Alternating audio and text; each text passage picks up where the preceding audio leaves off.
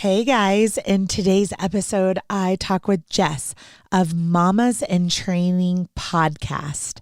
It is a top 1% podcast globally, and Jess shares all about her long medical journey and advocacy and how that led to 8 years of not being able to even attempt to try to be open to conception. And so she took a really proactive and positive spin by creating Mamas in Training. And she interviews parents on their journey and if they could look back, what they would do or share with those that are coming after them to prepare for a better pregnancy, birth, and parenting journey. So get excited. This episode and Jess and her podcast are simply amazing. I'm so happy she was here with me today. Let's get to it.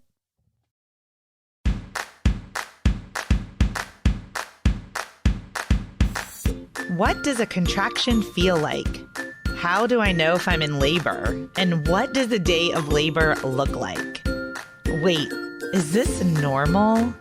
Hey, I'm Heidi. My best friends call me Hides. I'm a certified birth doula, host of this podcast, and author of Birth Story, an interactive pregnancy guidebook. I have supported hundreds of women through their labor and deliveries, and I believe every one of them and you deserves a microphone and a stage. So here we are. Listen each week to get answers to these tough questions. Birth Story, where we talk about pregnancy, labor, deliveries, where we tell our stories and share our feelings. And of course, chat about our favorite baby products and motherhood.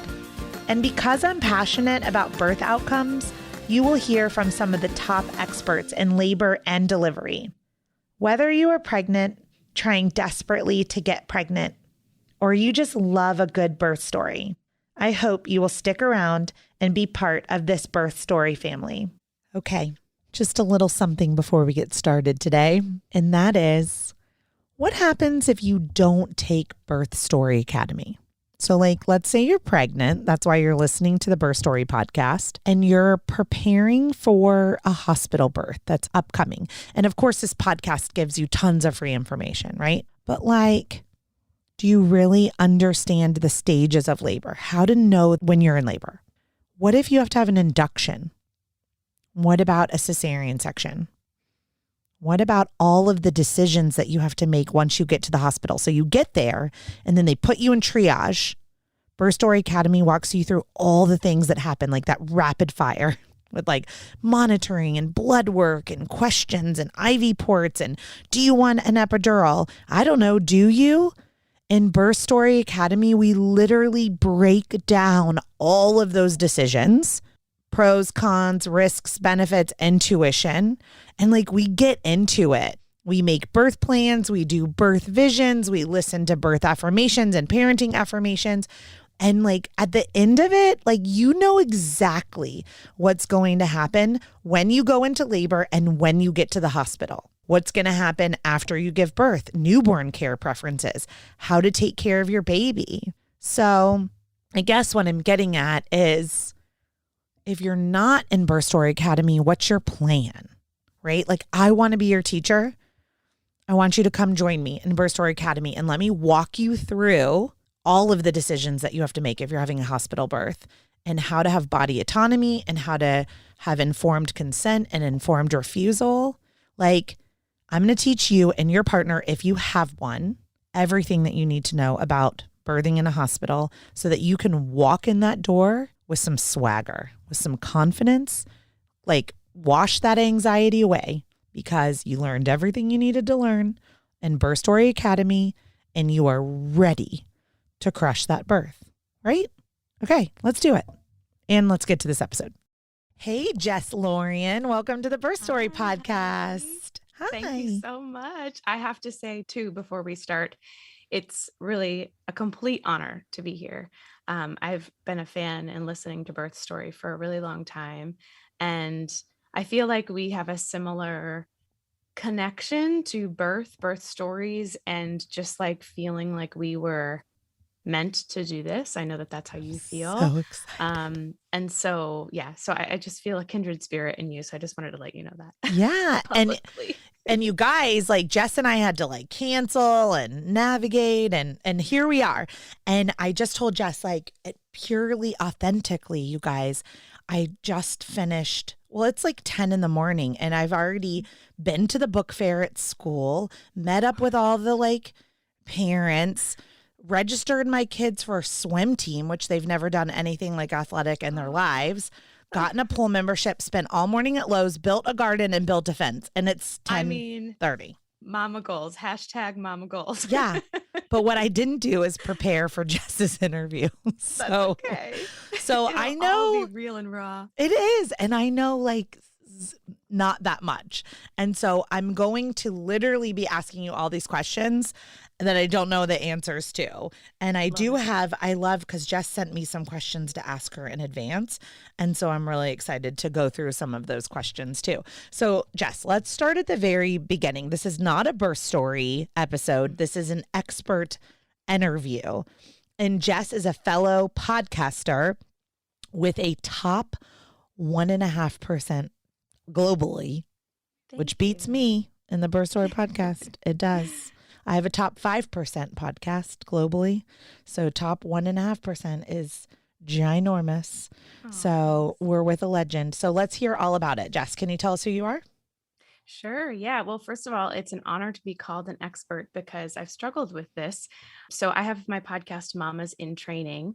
But why I struggle to call myself an expert is that I'm actually not yet a mom. And that's kind of the whole thing that makes my podcast and everything that I do a little bit unique, because I don't believe there are any other podcasts about motherhood, pregnancy, and birth where the host is not yet a mom.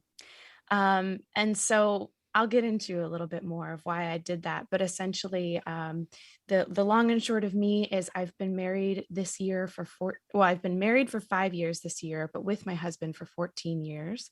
We live in New York City. And in addition to being a podcast host and creator, I'm also an actor, voiceover artist. I've traveled the country in national tours, performing in theaters. I'm been in commercials and I pursue TV and film and all kinds of stuff. So sort of multi-hyphenate.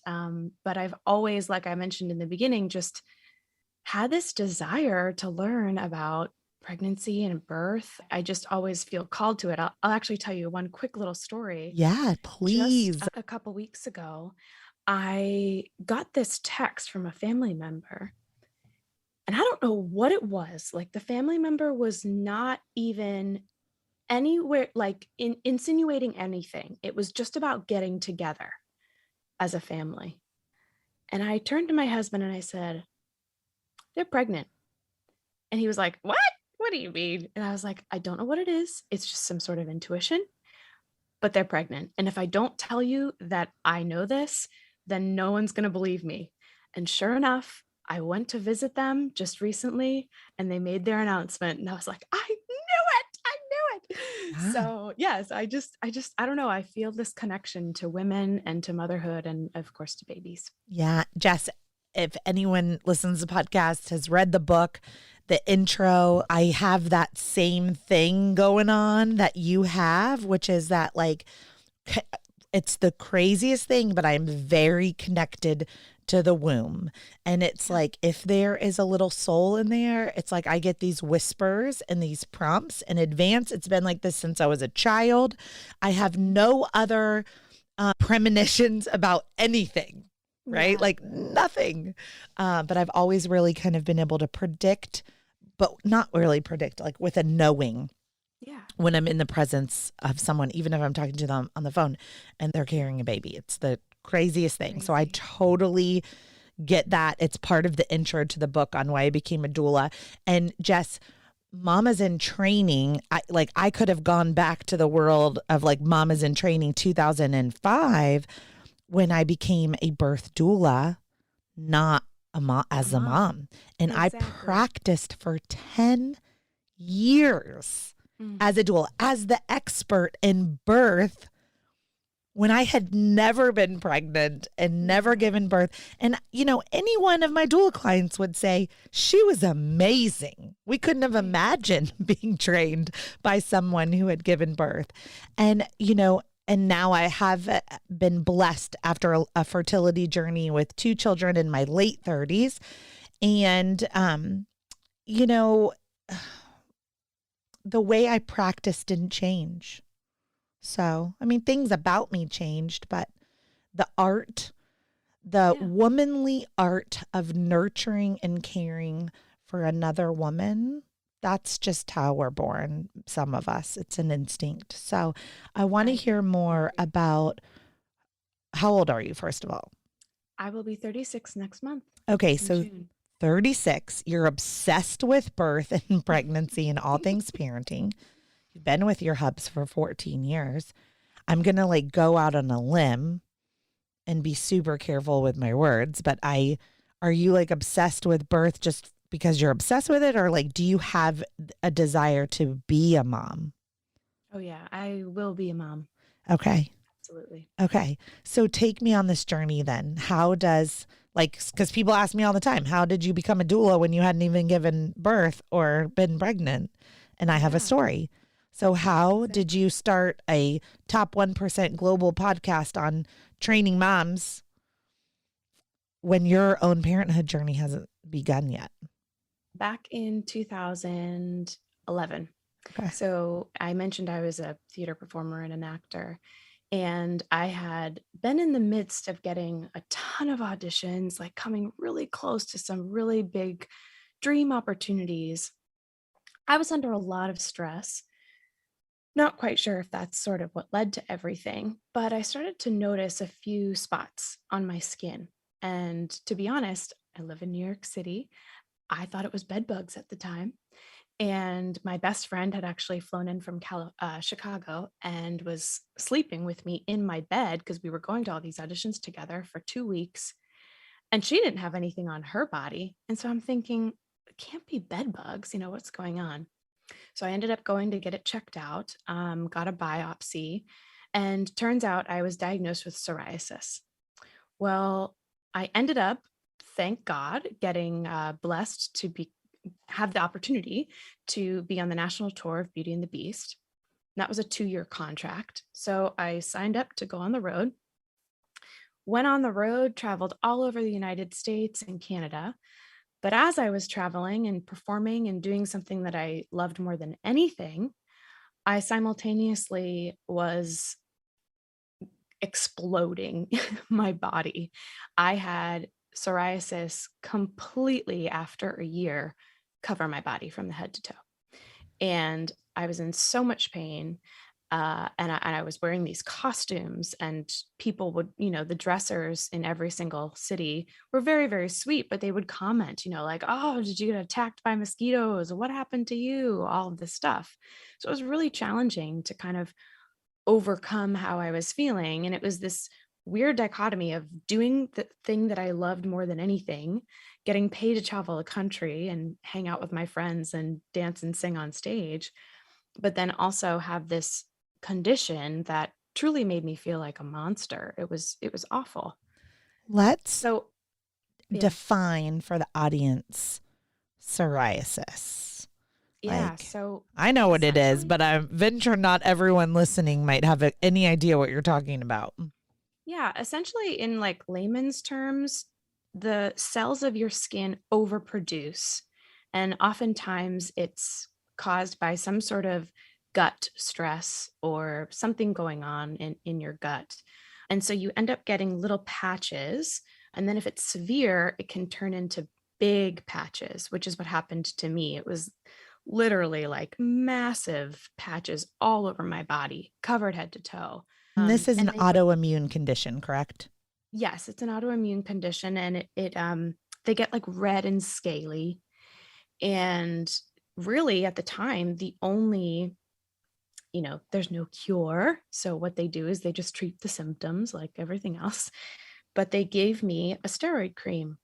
But the condition was so bad that I was putting this steroid cream on my entire body, like body cream, like body butter, every morning and every night. And it came to the point that I was on a little bit of a break. We had like a 2 week off of the tour, and I went to see my dermatologist, and he said, you need to stop doing that because you're thinning your skin with this steroid cream and it's really dangerous. And I said, well, there's nothing else that I can do. I was really at a loss, and I was feeling very uncomfortable. They ended up putting me on a medication. It was a biological medication. So I had to inject myself and travel around with the medication. It was really frustrating because I had to keep it refrigerated and all this stuff. But anyway, I ended up using it. It sort of ended up helping. However, a year after that, I was in LA. I was performing. My husband, now at the time, boyfriend at the time, came out to visit me. And I started developing some pain in my ankles and my feet. And I had just bought a pair of sandals. So I thought, well, it's probably just the sandals. We did a lot of walking around LA. However, it was so painful that the heels that I had to wear for my show were so painful. And I had actually, in about a year and a half, never called out of a show, meaning I never missed performing in a show, but I had to call out. I'll never forget that night. We were in the house that we rented this little like Airbnb house, and I couldn't walk to the bathroom to brush my teeth before bed. And my husband literally had to carry me to the bathroom. I was in so much pain. And I have a pretty good pain tolerance. It's pretty high. And so he definitely knew that something was going on. So ultimately, what ended up happening is I ended up being diagnosed with psoriatic arthritis because I developed arthritis. And, I would say that the medication that I got put on gave me the arthritis.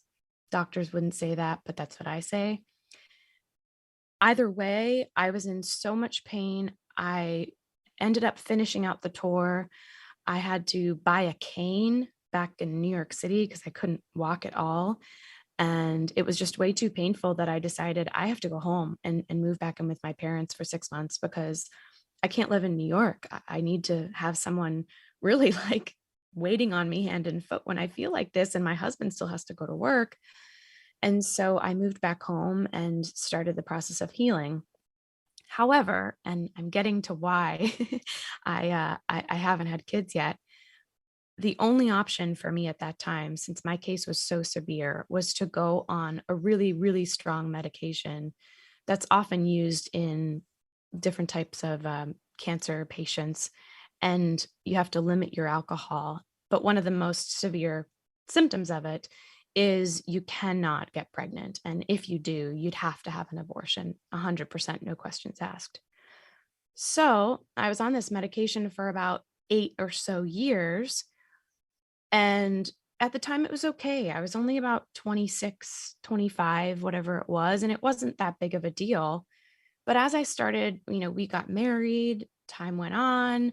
I was in my 30s. I was really wanting to start a family. And so I didn't know what that would look like because I would have to be off this medication in order to become pregnant. And I didn't know what was going to happen to my body. And the medication was keeping this autoimmune disorder Completely. like in remission?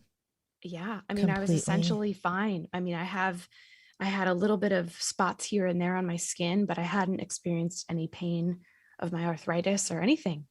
So Okay. I didn't know whether I was going to come back full force, if I was going to get pregnant and then be like bedbound. I didn't know what would happen. So in that moment, you felt like it was a choice. Come off the medicine and just get pregnant, or Yeah. continue on the medication and become a parent in a different way. That was never an option for me. Okay. I mean, not that there's anything wrong with that, but for me, I just always I need to try. Okay. So for you, the choice was come off the medicine and try. That was back in 2019. Okay. But I needed a plan because for me, I knew that my body needed some sort of support in that. So what I ended up doing is followed the autoimmune solution diet. It's a specific diet because I thought, well, maybe if I heal myself and make the inside of my body as powerful and strong and healthy as possible, then as the medication I'm weaning off of it, it'll kind of supplement and support the two, you know? Okay. So that's what I did. And it was a really, really long journey. I started back in 2019. I went on this really strict diet for probably about 6 months. And then I slowly, like when I say slowly, I mean over years, started to wean my way off of, at the time, it was actually 2 medications that I needed to get off of. And so I was slowly weaning myself off of the medications, um, not knowing, every step of the way what was going to happen. Uh, but the thing is like anything in life, I had my why. My why was so clear, and I could visually, see myself holding an infant and the way that our life would be with that baby in my arms. And so there was no question that this is what I had to do every step of the way. And while it wasn't easy, it at least made it, possible. And I'm happy to say now, 2.5, 3 years later, I'm 100% medication free and I have no pain. Wow. So how long did they recommend that you had to be off of the medication before attempting a planned pregnancy? Well, their responses varied. At one point, I got 3 months. Another point, I got 6 months. Another point, I got 9 months. So after doing a little bit more research, I'd say the most popular answer was between 3 and 6 months. So we definitely waited 3 months before I would even get off my birth control or anything like that. But Okay. yeah, it had to completely be out of my system. But the reason why I started Mamas in Training is because when I decided to go on this strict diet and make this my focus to get off my medication, I needed something positive to focus on. And I needed my energy to be like going in the right direction. And simultaneously, all of my girlfriends around my early 30s were getting pregnant and having babies. And so I was surrounded by these birth stories and information. And I was like, oh, I'm soaking up all this stuff. And I was like, well, what if I learn and everything that I learned from moms who've been there, I put it into episodes and share it with other aspiring moms. So that's what I did. I love it. Okay, so let's talk about episode 1. Yeah. So you have this idea, you're like, I'm going to turn this into something positive, and then you've got to launch a podcast. And you have clearly the experience with voice and acting and entertaining, that type of thing. But what did you choose to launch with? Well, it's funny because yes, I have experience, but I'll tell you, when I look back, I knew nothing at the time, and my podcast has grown so much. So if you go back and listen to episode 1, and then you listen to the most recent, like episode 114 or whatever it is, they are dramatically different. But what I did is I started with, so primarily my podcast is interviews, because I'm an expert through learning, but I'm not the one to speak about this. So I have guests on to speak about their experience and what they wish they had known before they became a mom, so that we can learn from them. And so I decided to start with my main inspiration. And the inspiration from the podcast came one day when I was visiting one of my best girlfriends, Amanda, and she had just had her baby. It was 2 weeks out. And she was talking about how when she was pumping or she would breastfeed, she felt really lonely and kind of isolated. And so actually the podcast Mamas in Training originally had a different title, and it was called The Pumping Podcast. And its intention was to give moms who were currently pumping or breastfeeding something to listen to during that window so that they didn't feel so alone. And that came from my girlfriend Amanda, because she was like, every time I'm pumping or breastfeeding, I have to go into the second bedroom at my in-laws, or I have to go into this private room at my work. And, it's kind of isolating. So that's how it started. And I thought, well, I'm going to interview my best girl. And so I sat down and I chatted with her about her journey of mastitis and what breastfeeding was like and what she thought it would be and what it wasn't. And I just, I documented her journey. Very cool. So let's go. So you have 100 and you said around 14 episodes. Yeah, I think today is about 114. No, we're about the same. I think as I'm recording this, I think I'm like around 130 or something.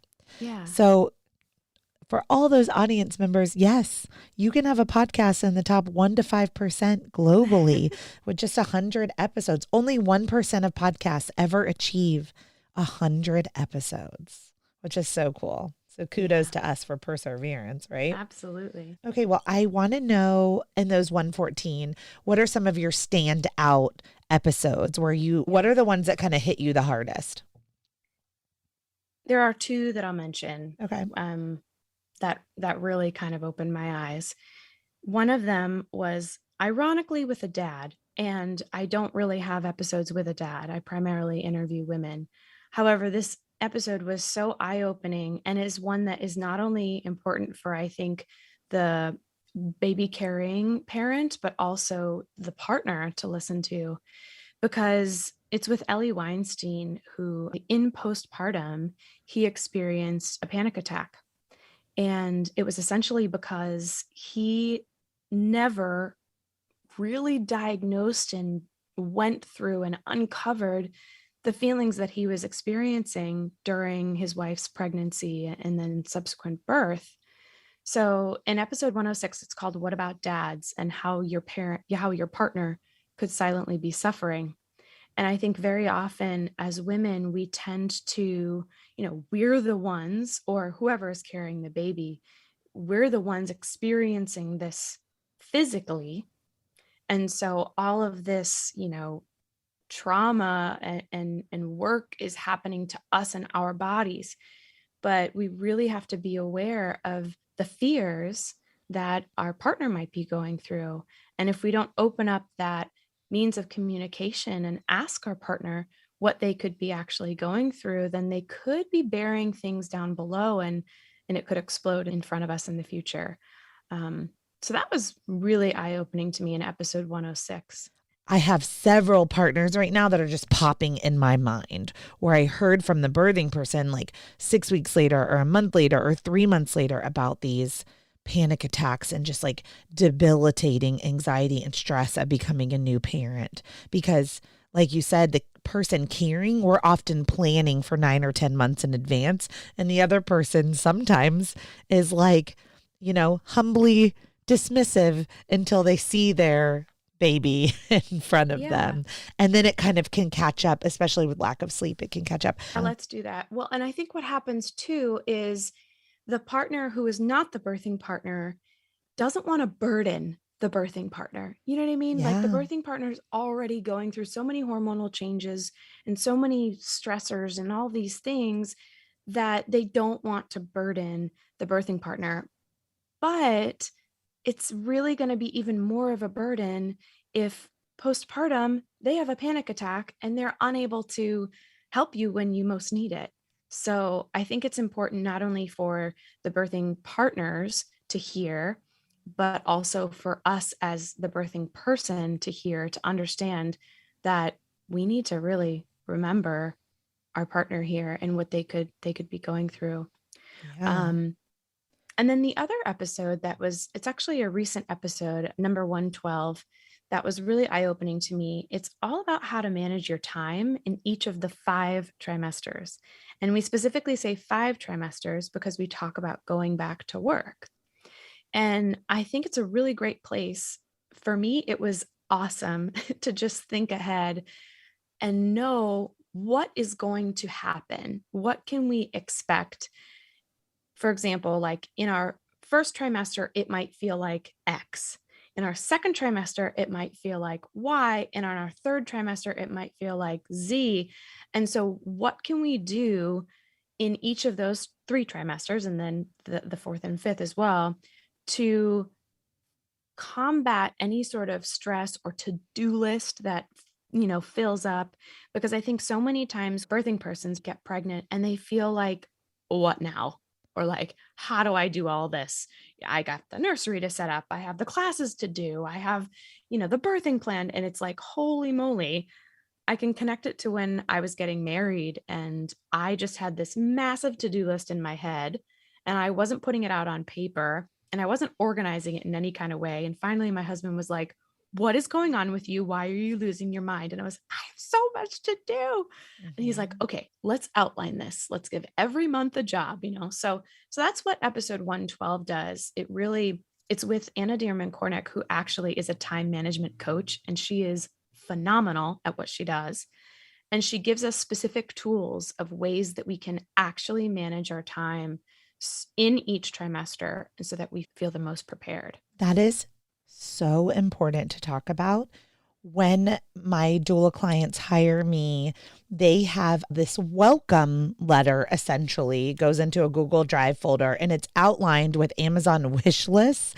And then first trimester, second trimester, third trimester, I give them to-do lists as if they didn't have enough to do already, right? But it's more like, making sure they're going to the chiropractor, doing their yoga stretches, practicing their breathing, so that it's not so overwhelming and that we're also not 36 weeks pregnant trying to prepare for all the things with maybe 1 week left to go. So I sort of outline it. Like episode 106 about your partner and episode 112 about time management and these invisible tasks. Ultimately, it's all about communication with your partner and outlining kind of what's to come. Yeah. So you can get on the same page. Do you focus on preparing for birth at all or mostly for parenting? No, I'd say I focus more on preparing for birth. Okay, excellent. And it'll be interesting to see how the podcast adapts and changes once I do become pregnant and then do become a mom. And I believe while I'm using the term mamas in training, and that's how I've always referred to myself, I'm a mama in training. Yeah. I'm using it to refer to the time that potentially you're even not pregnant yet, or you're pregnant, expecting, and you're on the journey. But I believe that we're always mamas in training. And like even you're like learning how to now co-parent and go into this new realm of parenting. Like there's always more for us to learn. So it's nice and it'll develop as my story unfolds. Yeah, I love it. I think that anyone who's listening to the Birth Story podcast would really enjoy adding the Mamas in Training podcast to their listening if you are not already, because we have such similar parallels in that it's education through storytelling or education through interviewing, and that we're learning from each other in community. So talk to me a little bit about community and how you've built community and why community is so important for women and birthing persons. Yeah, absolutely. I mean, so there essentially are three pillars, I like to call them, that I've learned after interviewing over 100 women. It's essentially the most important things that I've found women talk about in almost every single episode. And that's advocacy, planning and preparing, and community. And the thing that I like to say when I talk about community is, of course, it's not just who's in the birth room with you or who's going to set up the meal train for you. It's more than that. And I think there's really an essential key to third-party community. And what I mean by third-party community are the people that aren't really connected to you, that don't know the ins and outs of what you're going through. And it's not your immediate friends and family. I think this third-party community gives you a different perspective. And so this can be found in something like a Facebook group. We'd love to have you join the Mamas in Training Facebook group, where you can connect with people like Anna about time management and learn more from Anna in our Facebook group. So things like Facebook groups or things like online support groups, or now we're doing some more in-person support groups, which is great. There's so many lactation groups. There's so many new mom groups, but a place that you can go where women are in your shoes, or women have been there in your shoes, and you can know that what you're going through is totally typical, totally normal.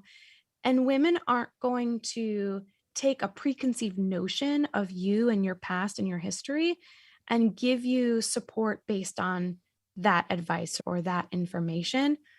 And I especially think that this is important for when we're adding a second child or third child into the mix, because from what I've heard, it's like, you get showered, it's all exciting with your first baby, it's so amazing. And then you get the second, and maybe you get a sprinkle, but it's like people are like, okay, good luck. You know what you're doing. But this is a whole nother box to unpack, and there's so many other layers to becoming a second or third mom. And so when you're with a third party community, like a Facebook group or an online support group or an in-person support group, people are just as excited as if it's your first, and they're going to celebrate you the same. I think that's important for our heart and our ego, to be Yeah, honest. I think so too. One of the things I've noticed through 18 years of dueling and the postpartum visits is that it's like the day before you give birth, you're glowing and you're cute and everyone's so excited and they want to talk about everything. Mm-hmm. And then like, I'm not saying they go to the grocery store the next day, but like, let's say on day 5, they're going to the grocery store and it's like, a lot of times there's this feeling of just like emptiness or feeling not as special or not as like looked upon or doted upon Yep. when the womb is empty and the baby is on the outside. And then the focus goes away from the birthing person or the pregnant person to the baby. And so definitely community is a way that can help still kind of lift you up, especially if there's a whole bunch of people in that community that have recently gone through the same thing that you're going through. So, Yeah, I think it's just kind of this idea of like feeling seen, mhm. it's like, I see you, I hear you. And even if you're not in a place, like say you're going through something, say you're experiencing postpartum depression or anything, and you join a community like our Facebook group on Mamas in Training, you can even post anonymously. Like say you are having some really scary thoughts. I mean, I would encourage you to be open and to share it as you are, because we're just going to support you the same. But say you want to post anonymously, there's that tool to do that. And I think just getting things like that off your chest and having people say like, I hear you, I see you, I've been there, it makes a huge difference. It really does. I'm going to give a quick story of the power of community. And that is my doula clients have macro communities and micro communities. And my Birth Story Academy, those who take my online course, have a macro community with a Facebook group also. So within these bigger communities and then the smaller communities, and the smaller communities are birthing persons that are due in the same month. They live in the Mm, same city and they have the same doulas. So like we have like it's 3 amazing. main things in common to go from. And my micro communities, there's usually 6 to 8 per month. They get very close and very tight. And just recently, the group of new moms got together, and one of the new moms had a postpartum doula at her home, and they were all sitting on the couch and talking. They sent photos and things like that, and they were together for 2 hours. Here's what happened afterwards. I received a call from the postpartum doula saying such and such doesn't seem right. Then I received 5 text messages from 5 of the birthing persons saying, I need you to check in on such and such. She doesn't seem right. But what was the most powerful text was the last one I received, which was directly from such and such saying, I just got together with the community and I am feeling different than everyone Wow. else is feeling. So everyone, the good news is everyone told on her essentially Yeah. and by told on her, looking out for her to help her. Supported her that way. Yeah. But because of community, she was, as a new She mom, saw she it. was able to recognize she had no idea she had severe postpartum depression and anxiety, and she needed immediate help. Mm-hmm. And she had no idea until that community gathering. She Mm, thought that this, I'm a first time parent and I haven't slept. And this is, I guess, how you're supposed to feel. I don't know any yeah. different. And her community let her know you need help. And she got help and she's doing great. Oh, that's so amazing. You know, power of community in person, Mhm. especially shortly after, giving birth. So, what do you have planned for this year with Mamas in Training? So, what can my audience who would be new subscribers, what could they look forward to hearing from you on this year? Well, I'll say one actual tactile thing and then I'll say a hopeful thing. Okay. So my tactile thing would be, we have, in addition to our Facebook community, we do have a monthly membership that we're creating and we're building out, and the beauty of it is the podcast guests that I have every week, I invite them to come into our monthly membership. And so we meet at the end, that's like the last Monday essentially of every month. And it's a place to just further the conversation about whatever topic that podcast host talked about. Sometimes we don't have a podcast host. Sometimes it's just the community of us to get together in an online fashion and share how we are and support each other, just like you mentioned. But the nice thing about the podcast guest is, say we had a conversation like in episode 92 of the podcast, we talked about intrusive thoughts and what happens if you don't fall in love with your baby right away. And it was with Dr. Alice Pickering. And so having Alice come into our meeting, we're able to one-on-one, ask her, I'm experiencing this, and what can I do? Or how can I get support in that? So that's sort of a logistical way that we're furthering our community and supporting mamas. From both, we have expecting moms and also seasoned mamas. We have some new mamas, but mamas of like 2 and 3. So they still need the support. And then I would say the upcoming steps, hopefully, for the Mamas in Training podcast and development of it is that, I become an expecting mama in training. And so I imagine that as that happens, my episodes will specifically be related to whatever I experience, because I connect immediately with anybody who enters my sphere of mamas in training. And I'm asking them, what do you have questions about? What do you want? What do you need? And so I'm using their responses to create my episodes. But I think when I experience it myself and go through it one-on-one, of course, it'll be a little bit more specific. So yeah, that's, I think, what they can look forward to. I love it. Before we close, then I'm going to ask you 2 questions. The first is, Jess, I'm going to put my dual hat on. What do you need right now? How can your community who loves you and follows you, how can they serve you right now?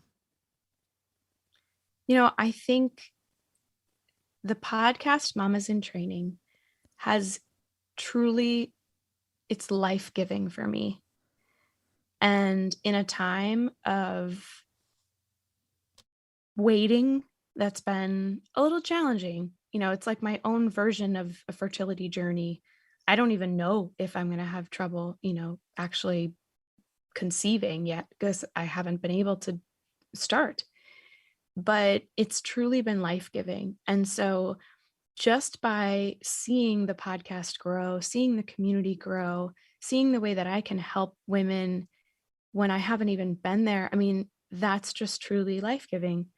And while I wait to physically give life to something else, the podcast has been, my way to birth, lives and birth joy and support. And it's just kind of what's always been ingrained in me. So I would say, if you are an aspiring mom or an expecting mom and you're looking for more support, joining our Facebook community, checking out episode 106 or episode 112 of Mamas in Training, or if you're not, sharing it with somebody, because for me, it's just all about seeing the outreach and seeing the connections that I'm making, and it's changed my life. Awesome. Well, I am so excited to be a supporter of you, Jess, and to Thanks, share and to be a cheerleader for you and hopefully be your virtual doula. I'll manifest that out into the world.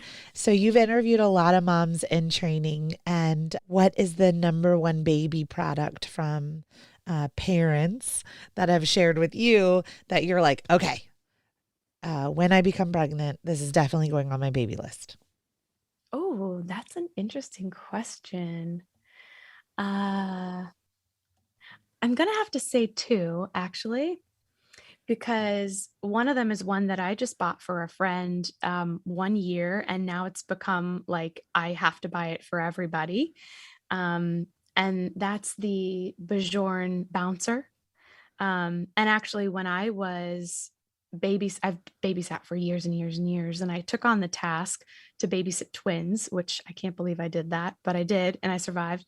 But having the Bajorn Bouncer and being able to just bounce it with my foot while I was holding the other one was amazing. So I would say that would be number one. And then there's actually a product that I recently came across in this Prego Expo that I went to, and it's it's kind of funny, but it's an essential thing for new moms.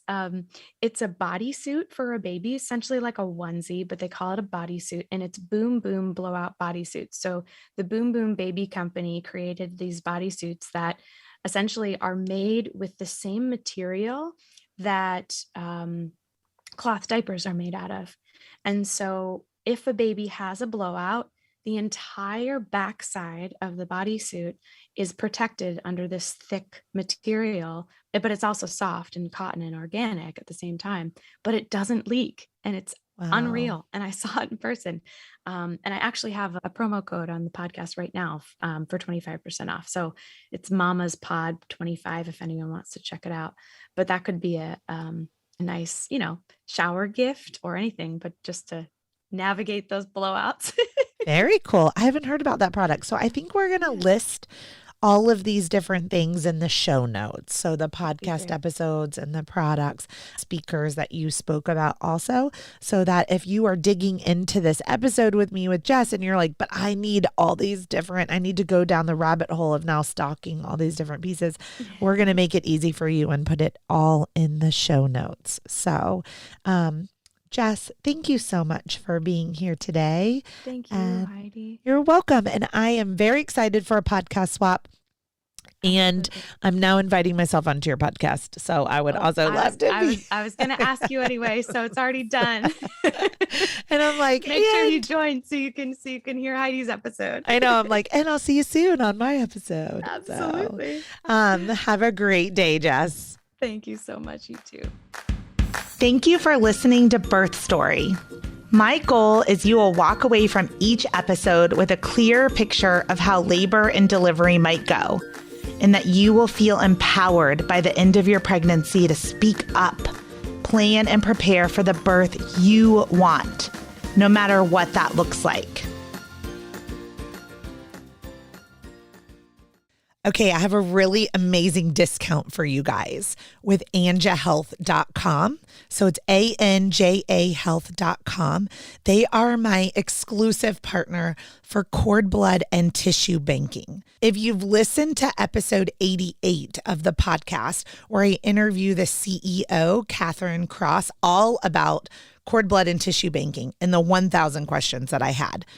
My child has cerebral palsy from a birth injury. I cannot go back in time. It is one of my greatest regrets. So I partner with Anja Health because I'm so passionate about cord blood and tissue banking, and I really want to teach you guys all about it. Code Birth Story gives you the biggest discount that there is available, and they are committed to Birth Story always being the biggest discount. So right now it makes your kit only $20, which essentially covers shipping. So it's $180 off with code Birth Story. So please consider cord blood and tissue banking. Look at anjahealth.com. Again, it's ANJA Health.com. And if you are going to bank your cord blood and tissue, then please use code Birth Story so you get the biggest and best discount that is available.